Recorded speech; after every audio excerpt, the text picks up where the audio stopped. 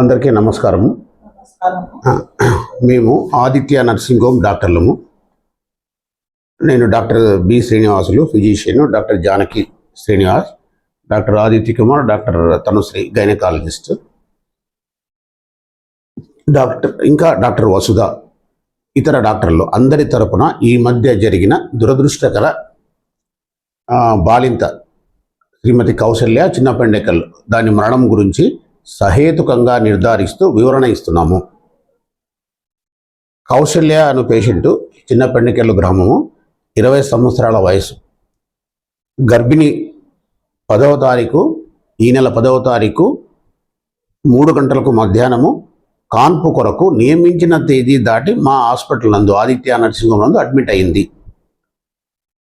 Normal delivery కొరకు 4-5 గంటలు విపరీత ప్రయత్నము చేసిన తర్వాత కూడా కాకపోతే అత్యవసరంగా రాత్రి 12:30 అనగా 11వ తారీఖు సిజేరియన్ చేయడం జరిగింది. ఆ సిజేరియన్ కాన్పు సురక్షితంగా అయింది. తల్లి బిడ్డ క్షేమంగా జరిగిన క్షేమంగా ఉన్నారు. కాన్పు తర్వాత 6-7 గంటలు సురక్షితంగా ఉన్న తర్వాత దురదృష్టవశాత్తు 11వ తారీఖు 7-7:30 ఉదయం గంటలకు విపరీతమైన రక్తస్రావము గొంతులో, ప్రేవుల నుండి, నోటి ద్వారా రావడం వల్ల బీపీ పడిపోయి క్లిష్ట పరిస్థితులలో పరిస్థితి క్రిటికల్గా అయిపోయింది. దాంతో పేషెంట్ను బతికించడానికి సర్వ విధాల అంకిత భావంతో, శక్తి వంచన లేకుండా ప్రయత్నాలు, అందరూ డాక్టర్లు కలిసి, మా టీం అందరూ క్వాలిఫైడ్ డాక్టర్లే, అందరూ ఆ పేషెంట్ను, మా కౌశల్య పేషెంట్ను బతికించుకోవడానికి విపరీతమైన ప్రయత్నాలు చేశాము. కానీ పేషెంట్ను బతికించుకోలేకపోయాము. ఇక్కడ సేవలు అందించిన వారందరూ అపార అనుభవం కలిగిన డాక్టర్లే, అందరూ ఉత్తమ క్వాలిఫికేషన్ గల డాక్టర్లే.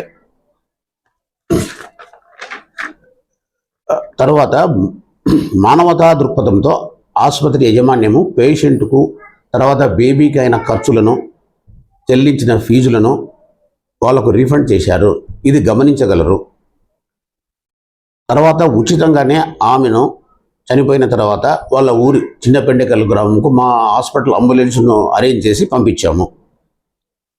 కానీ దురదృష్టవశాత్తు మీడియా, ప్రింట్ మీడియా, తర్వాత ఎలక్ట్రానిక్ మీడియా కొన్ని అసత్యపు ప్రచారాలు చేస్తున్నారు. ఇది అసంతృప్తి చెందిన మీడియా చేసిన దుష్ప్రచారము. లేనిపోని కల్పితాలు, ఇతరత్ర అంతా మీడియా సృష్టించిన విపరీత ధోరణి మరియు అసత్య ప్రచారములే. అందుకే యథావిధంగా వాళ్ళందరిపై ఈ అసత్య ప్రచారం చేసిన మీడియాపై తగు చర్యలు తీసుకోవడానికి మా హాస్పిటల్ మేనేజ్మెంట్ లీగల్గా ముందుకు సాగుతుంది. ఈ సమాచారం ప్రజలందరూ గమనించగలరు. ఈ సమాచారం విన్న ప్రజలందరికీ మా కృతజ్ఞతలు. నమస్తే. నేను డాక్టర్ శ్రీనివాసులు, ఫిజిషియన్. గత 30 సంవత్సరాల నుంచి ఆదిత్య నర్సింగ్ హోమ్ నడుపుతున్నాను. నేను హాస్పిటల్ ఇన్ఛార్జ్. నేనే main director of the hospital Aditya nursing home Adoni. నేను డాక్టర్ జానకి శ్రీనివాస్, ఎండి గైనకాలజిస్ట్. నేను గత 25 సంవత్సరాలుగా నర్సింగ్ హోమ్లో నా సేవలను అందిస్తున్నాను. అన్ని సదుపాయాలు మా దగ్గర కలవు. ఐసీయూ సెటప్, తర్వాత పీడియాట్రిక్ సెటప్, వెంటిలేటరు, అన్ని సదుపాయాలు ఉన్నందుకు మేము పేషెంట్ని ఇక్కడే రెఫర్ చేయకుండా, సార్ ఫిజిషియన్, ఇంటెన్సివిస్ట్, అన్ని సదుపాయాలు ఉన్నందుకు మేము కేసు ఇక్కడనే పెట్టుకొని సాయశక్తుల ప్రయత్నం చేశాము. చేయి దులుపుకోకుండా పంపించేసి దారి మధ్యలో పేషెంట్కు సీరియస్ అయితే కష్టము అని చెప్పేసి మేము ఇక్కడే ఉంచుకొని 4 గంటలు పోరాడాము. కానీ ఆమె కౌశల్యను బ్రతికించుకోలేకపోయాం. వచ్చినప్పుడు ఆమె పేషెంట్ కండిషన్ మొత్తం బాగుండింది. ఫుల్ దినాలైనా ఇంకా 2 రోజుల్లో కాన్పు అయ్యే టైము. కాకపోతే ఆమెకు పెయిన్స్ లేవు. వచ్చినప్పుడు ఉమ్మ నీరు 0 చాలా తగ్గిపోయి ఉన్నందువలన బేబీకి కష్టం అవుతుంది అనేసి వాళ్ళకి చెప్పి ఆప్షన్ ఇచ్చాం.